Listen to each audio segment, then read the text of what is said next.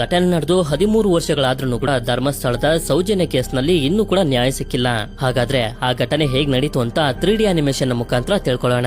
9 October 2012ರಂದು 17 ವರ್ಷದ PU student ಆಗಿರುವಂತ ಸೌಜನ್ಯ ಅನ್ನೋ ಹುಡುಗಿ ಎಂದಿನಂತೆ ತಾನಿರುವಂತ ಬೆಳತಂಗಡಿಯ ಉಜಿರೆ ಹಳ್ಳಿಯಿಂದ ಕಾಲೇಜ್ಗೆ ಹೋಗ್ತಾರೆ.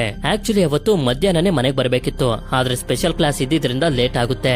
ನಂತರ ಕಾಲೇಜ್ ಮುಗಿತಿದ್ದಂಗೆನೆ ಬಸ್ ಇಂದ ಊರಿಗೆ ಬಂದು ಅಲ್ಲಿಂದ ಮನೆ ಕಡೆಗೆ ಹೋಗ್ತಿರ್ಬೇಕಾದ್ರೆ ದಾರಿಯ ಮಧ್ಯದಲ್ಲಿ ಸೌಜನ್ಯ ಅವರ ಮಾವ ಕೂಡ ಸಿಕ್ಕಿ ಮಾತಾಡಿ ಕಳಿಸ್ತಾರೆ. ಆಗ ಟೈಮ್ ಸುಮಾರು 4:15 ಆಗಿತ್ತು. ಅದೇ ಕೊನೆಯ ಕ್ಷಣ ಸೌಜನ್ಯ ಅವರು ಜೀವಂತವಾಗಿದ್ದು. ನಂತರ ರಾತ್ರಿ 7 ಗಂಟೆ ಆದ್ರೂ ಕೂಡ ಸೌಜನ್ಯ ಮನೆಗೆ ಬರ್ದೇ ಇರೋದ್ರಿಂದ ಅವರ ತಂದೆ ತಾಯಿಗೆ ತುಂಬಾನೇ ಗಾಬರಿ ಆಗೋಗುತ್ತೆ. ಅದಕ್ಕೆ ಸೌಜನ್ಯ ಅವರ ಫ್ರೆಂಡ್ಸ್ ಗಳಿಗೆ ಕಾಲ್ ಮಾಡಿ ವಿಚಾರಿಸಿದ್ರು ಕೂಡ ಏನು ಪ್ರಯೋಜನ ಆಗೋದಿಲ್ಲ. ಯಾಕೆಂತಂದ್ರೆ ಅವ್ರಿಗೂ ಕೂಡ ಇವರ ಮಗಳು ಎಲ್ಲಿ ಹೋಗಿದ್ದಾಳೆ ಅಂತ ಗೊತ್ತಿರೋದಿಲ್ಲ.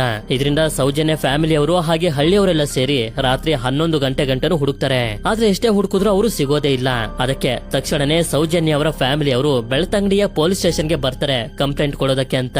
ಆದ್ರೆ ಪೊಲೀಸರು ಮಾತ್ರ 24 ಗಂಟೆಗಳಾದ್ಮೇಲೆನೆ ಮಿಸ್ಸಿಂಗ್ ಕಂಪ್ಲೇಂಟ್ ಅನ್ನ ರಿಜಿಸ್ಟರ್ ಮಾಡ್ಕೊಂಡು ಹುಡ್ಕೋದಕ್ಕಾಗೋದು ಅಂತ ಹೇಳಿ ಕಂಪ್ಲೇಂಟ್ ಅನ್ನ ತಗೊಳ್ಳದೆ ಇವರನ್ನ ವಾಪಸ್ ಕಳಿಸ್ಬಿಡ್ತಾರೆ.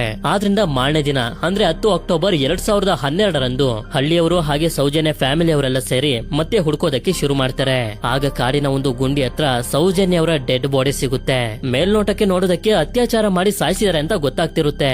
ನಂತರ ಪೊಲೀಸರು ಬಂದು ಬಾಡಿನ ಪೋಸ್ಟ್ ಮಾರ್ಟಮ್ಗೆ ಅಂತ ಕಳಿಸಿದಾಗ ರಿಪೋರ್ಟ್ ನಲ್ಲೂ ಕೂಡ ಅದೇ ಬರುತ್ತೆ, ಅತ್ಯಾಚಾರ ಮಾಡಿ ತುಂಬಾ ಭೀಕರವಾಗಿ ಅವರನ್ನ ಸಾಯಿಸಿದ್ದಾರೆ ಅಂತ.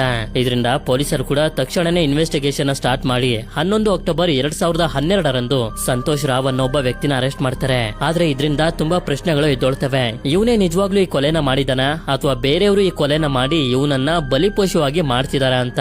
ಇದಾಗಿ 11 ವರ್ಷದ ನಂತರ ಅಂದ್ರೆ 16 ಜೂನ್ 2023ರಂದು ಈ ಕೇಸ್ಗೆ ಸಂಬಂಧಪಟ್ಟ ಯಾವುದೇ ಎವಿಡೆನ್ಸ್ ಗಳು ಸರಿಯಾಗಿ ಇಲ್ಲದೆ ಇರೋ ಕಾರಣ ಕೋರ್ಟ್ ಸಂತೋಷ್ ರಾವ್ನು ಕೂಡ ನಿರಪರಾಧಿ ಅಂತ ಬಿಡುಗಡೆ ಮಾಡುತ್ತೆ.